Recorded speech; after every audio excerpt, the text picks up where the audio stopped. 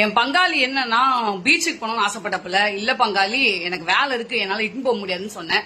சரி பீச்சுக்கு போனா உனக்கு என்ன ரொம்ப பிடிக்கும்னு கேட்டேன். அதுக்கு என்ன சொன்னார்னா என் பங்காளி, சொல்லு பங்காளி உனக்கு என்ன, ஓ அது அந்த பஜ்ஜி தான் உனக்கு ரொம்ப பிடிக்குமா, சோ அதனால நம்ம பீச்சுக்கு போனோம்னு சொன்னா.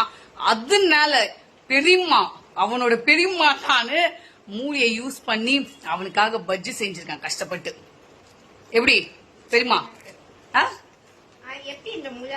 எப்படி இந்த மூளைனா, ரீசெண்டா ஆயுத பூஜை போச்சுல, அப்ப என்ன பண்ண, ஆயுதத்தெல்லாம் வந்து நம்ம பட்டடிச்சு பொட்டு வச்சு பூஜை பண்ணுவோம்ல, அந்த மாதிரிதான் என் மூலியும் வச்சு பூஜை பண்ண. அதனாலதான் இந்த மாதிரி வைப்பு அப்படியே பயங்கரமான பாசிட்டிவான வைப்பு. அதுக்கப்புறம் வந்து என்ன சொல்றது, இந்த மாதிரி மூளை எல்லாம் வேலை செய்யுது.